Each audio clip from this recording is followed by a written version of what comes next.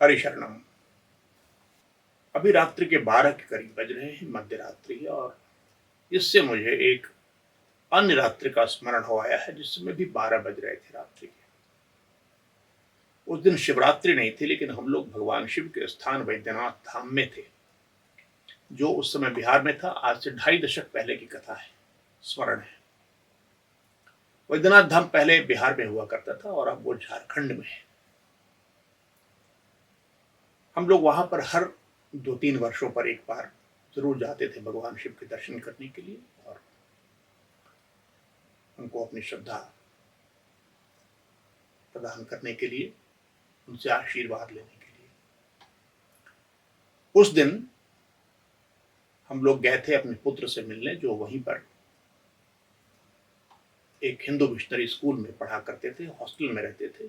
उनसे मिलकर हम लोग स्कूल प्रशासन से अनुमति लेकर उनके गेस्ट हाउस पर रुक गए। उस रात्रि में क्या हुआ, मैं उस व्यक्तिगत अनुभव को सामान्यतः सुनाता नहीं हूं, लेकिन आज मेरे पुत्र का ही फोन आया कि आप जरूर भगवान शिव की कृपालु प्रकृति को इंगित करने के लिए इस प्रसंग को बताएं श्रद्धालुओं को। मैंने अपनी पत्नी से उस रात्रि में या उस दिन निर्णय किया था कि हम लोग भगवान के मंदिर में नहीं जाएंगे, क्योंकि भगवद गीता पढ़ते पढ़ते यह बात मन में बैठ गई थी, जो अब और प्रगाढ़ हो गई है कि मंदिर जाना बहुत अच्छा है, लेकिन आरंभिक अवस्था में बार बार मंदिर जाना। भगवान गीता में कहते हैं, ईश्वर सर्वभूतानां हृदय अर्जुन तिष्ठति। ईश्वर सभी के हृदय में ही स्थित है। तमेव शरणं गच्छ सर्वभावेन भारत। उसी की शरण में हर प्रकार से जाओ। तो मैंने पत्नी को कहा, जिन्होंने निवेदन किया कि सुबह जरूर चलना चाहिए हम लोगों को, कि इस बार नहीं चलते हैं, क्योंकि भगवान ने गीता में ऐसा कहा है, और उन्हीं के स्वरूप भगवान शिव भी है। तो वो मान गई,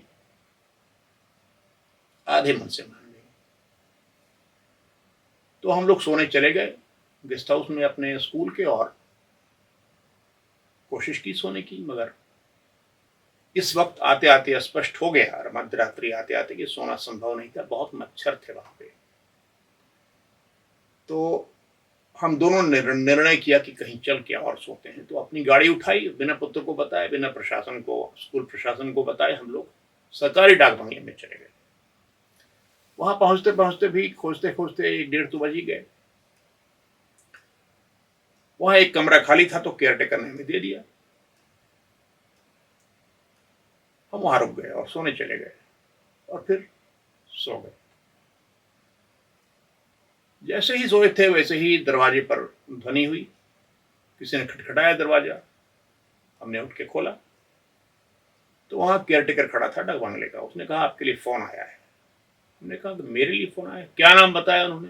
उसने मेरा नाम बताया। हमने कहा, इस समय कौन फोन करेगा मुझे रात्रि में 2 बजे? कोई जरूरी इमरजेंसी होगी, चलो देखते हैं। कहाँ से फोन आया है, क्या नाम है उनका? बताया उन्होंने कुछ? उसने कहा, कैलाश से फोन आया, बता रहे थे। तो मैं गया वहां पे, मैंने फोन उठाया, तो एक दिव्य नाद सा हुआ, गंभीर, और फिर फोन रख दिया गया। तो मैं थोड़ा हतप्रभ रह गया, क्योंकि इस वक्त फोन आना बड़ा अस्वाभाविक था, क्योंकि किसी के पास मेरा फोन नंबर नहीं था वहां का, और स्वयं मेरे पास फोन नंबर उसका नहीं था, उस जगह का जहां फोन आया था। तो मैंने सोचा शायद पिताजी के साथ कोई इमरजेंसी आ गई हो, किसी प्रकार उन्होंने पता कर लिया हो, अनुमान करके कि शायद सरकारी डाक बंगले में रुका हुआ हूं मैं। तो मैं निकल के एसटीडी बूथ में गया, वहां से फोन किया उनको कि आपके पर कोई कष्ट है, आपको ठीक ठाक तो है? उन्होंने कहा, बिल्कुल ठीक ठाक हूँ। तो मैं लौट कर आ गया अपने जहाँ रुका था वहाँ, और पत्नी से कहा कि देखो, ये फोन कहीं और से नहीं, कैलाश से ही था। क्योंकि जब मैंने कह दिया कि नहीं जाऊंगा उनके यहाँ, और उनके यहाँ जाता हूँ हमेशा, तो भगवान को याद है कि मैं आता हूँ उनके यहाँ, और इस बार नहीं जा रहा हूँ तो उन्हें अच्छा नहीं लग रहा है। तो अब जरूर चलूंगा, उनसे क्षमा मांगूंगा कि ऐसा मैंने क्यों सोचा, ऐसा भाव मेरे मन में क्यों आया। क्योंकि वास्तव में सच पूछा जाए तो उनका आकलन सही था। मैं अपने हृदय में पूरी तरह से ईश्वर को नहीं देख रहा था। तो जब तक वो पूरी तरह ईश्वर दिखने नहीं लगे तब तक मंदिर जाने से मना नहीं करना चाहिए। दिखने लगे तो भी कई बार जाना चाहिए। मंदिर जाना एक अच्छी चीज है। उस दिन पता नहीं कैसे भोलेनाथ की प्रेरणा से ही मैंने ऐसा कह दिया होगा और भोलेनाथ ने दिखला दिया कि कितने स्नेहिल हैं वो तो राक्षसों पर भी कृपा कर देते हैं। तो मैं तो थोड़ा राक्षस से कम ही था। तो उन्होंने कृपा की तो कोई बड़ी बात नहीं, कृपा तो करते ही रहते हैं वो। मैंने उनके बहुत सारे चमत्कार वहां देखे हैं उस धाम धरती पर, वैद्यनाथ धाम के। मेरे पिताजी वहां जाया करते थे 100 किलोमीटर से गंगा जल लेकर, सुल्तानगंज से 100 किलोमीटर पैदल चल के, बिना पदत्राण के, बिना जूते चप्पल के आते थे वो, और आके जल चढ़ाते थे गंगा जल वहां पर भगवान शिव को। बड़ा प्रसिद्ध और सिद्ध स्थल है वो। एक और घटना बताता हूँ वहां की मैं आपको। उस समय मैं विद्यार्थी था, मेरा कोई प्रभाव कहीं नहीं था। मंदिर गया पिताजी को लेकर के, मुझे लेकर के गए। वो बड़े श्रद्धालु थे, वहां पर हमेशा आया करते थे। और उन्होंने मुझसे कहा कि बेटा देखो, मुझे बड़ी प्रेरणा हो रही है कि मैं यहीं बाहर पत्थर पे सो जाऊं मंदिर के सामने। तो ऐसा हो सकता है क्या? मैंने कहा क्यों नहीं हो सकता है, देखिए प्रयास करते हैं। तो मैं जाके मैंने संपर्क किया पुरोहित से, मुख्य पुरोहित से, और उन्होंने कहा कि यहाँ सोना अनुमति नहीं दी जा सकती इसके लिए, ये होता नहीं है, देखिए सारा खाली पड़ा हुआ परिसर, तो यहाँ नहीं सो सकते आप लोग। मैंने कहा देखिए भगवान की इच्छा हो रही कि हम यहाँ सोएं। उन्होंने कहा कैसे पता आपको कि भगवान की क्या इच्छा है? मैंने कहा पता चल जाएगा आपको। ऐसा कीजिए, हम एक सिक्का उछालते हैं, तो अगर हेड आ गया तो भगवान की अनुमति है सोने के लिए, उनकी इच्छा है कि हम सोएं यहाँ पे, उनके भक्त सोएं। और यदि टेल आ गया तो हम चले जाएंगे तुरंत यहाँ से। तो कुछ देर तो उन्होंने ध्यान से देखा मुझे, फिर पता नहीं कैसे मान गए।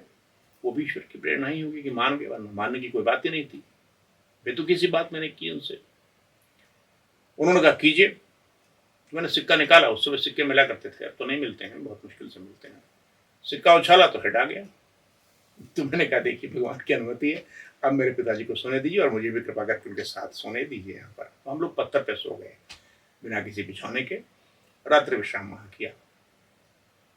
वहां के बड़े चमत्कार सुने और देखे हैं मैंने। और भगवान शिव के विषय में शास्त्र जो कहते हैं, उनकी कृपालुता के विषय में कि राक्षसों पर भी कृपा कर देते हैं प्रसन्न हो जाए तो ऐसी उनकी प्रकृति है। तो मैं एक बार फिर से उनको स्मरण करके महाशिवरात्रि का प्रणाम उनको देता हूँ और फिर से जगत की शांति के लिए मंगल कामना करता हूँ। हरि शरणम।